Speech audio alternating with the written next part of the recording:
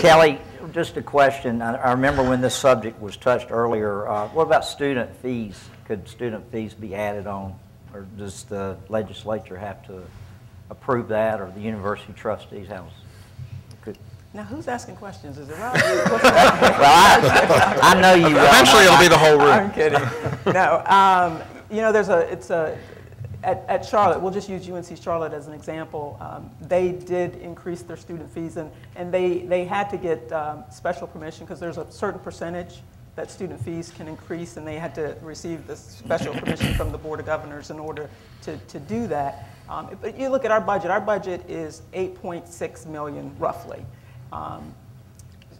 At Georgia State, which just added football, the money they receive in student fees alone is $8.8 million just in student fees. And part of that has to do with the number of students that they have on their campus. Where we are approaching 12,000 or so, Georgia State has over 30,000. So again, from a student fee standpoint, they're bringing in a little more than double what we bring in. So a lot of it has to do with student fees, the number of students on a campus. Charlotte's goals, I think, are to be close to 30,000 at some point as far as enrollment. And I think when they did their study, they just looked around at colleges and universities who had enrollment numbers of 30,000, and most of those institutions had a football team. And so for them, again, it made sense. But here in the last week, Kennesaw State added football, a small college down in Georgia that's in the Atlantic Sun.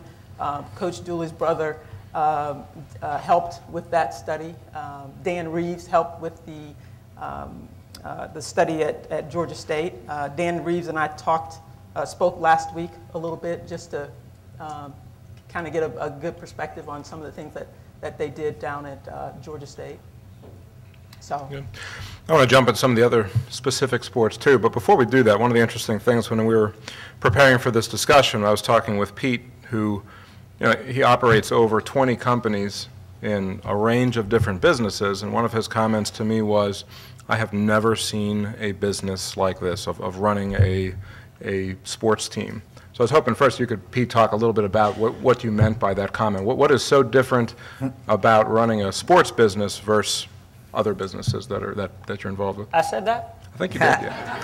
I think a couple of the others said it too, but. Well, you've got to be good at so many different things. It is entertainment, it is sports, you have to win, you have to appeal to all different age groups so that people come as a family. I can't get my family to want to go to the same restaurant for dinner. Kids want to go one place, Anna and I want to go another place. So having something that everybody enjoys. You're in the merchandising business, you're in the concessions business, you're in the entertainment business, you're in the basketball business, and it's challenging. It's very difficult to be successful, and I guess it also depends on your definition of success. Ours was, when we went into it, is we wanted to have a good product, we wanted to have fun with it, and we wanted it to be sustainable, to be profitable. We didn't have a major motion picture about us, as with Susan Sarandon coming to town, and Will Ferrell did us no favors at all with I forget the name of the movie that he did on minor league basketball, and some people even suggested that maybe I ought to wrestle a bear at halftime, which is not going to happen either. And we didn't go into it thinking that we would vertically integrate lots of other businesses like broadcasting or real estate development. Although we did have we've got a spin-off business that has been probably more successful than basketball from a financial standpoint. And I have a dance school from it. There are girls that are 6 years old up to about 13 that are dancer. Stacy Bell, our lead dancer, and Penny Millis in our office, they organized a dance program that is probably more profitable. In fact, I know it's more profitable than our basketball income. So that's our big spinoff. I never thought I would be in the dance school business, and but I'm proud of it. There's a waiting list. Well, maybe that'll help you with the bear when it comes to that. Bill, can you talk a little bit, add a little bit to that in terms of you've probably had the most experience of the group up here in running the franchise in Wilmington. What were? Well, when we got started in '98, the team was going to go away. The owner had Parkinson's, so the four of us, Bruce Cavanaugh, Dave Schroeder, Dr. Boyd, and myself, we just decided to take it over. We had been involved with youth soccer through our children for forever, and to Pete's point is, it was a hobby to us at first, and it just like consumes your life.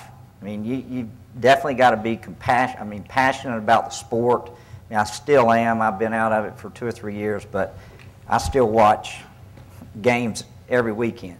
And you got to be creative. You got to put on promotions at games, and you got to make it a fun night out for the fan. You know, that was one of the things. The last year or two, we missed the playoffs, but our attendance never went down.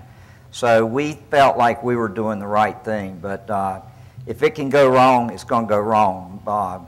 You know, but at the end of the day is, how do you measure success? We always thought we were successful.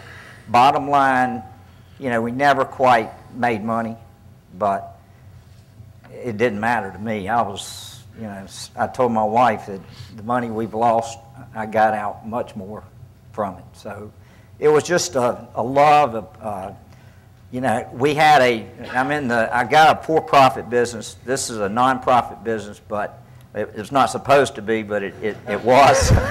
But, you know, it's just so much you get back from being around these kids and the fans and seeing the kids, you know, behind the stadium, 100 kids playing, and it just meant a lot to us to give back to our community. So from a successful standpoint, I always felt like we were.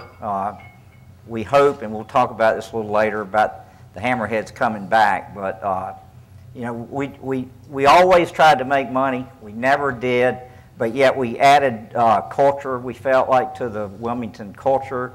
We brought on a lot of people. I think our name is around the U.S. You know, so we had a lot of people attending the games, but to Pete's point, it's just it's a tough business, and you think you can do it, and it just one thing or another just keeps you from making money, but that's okay.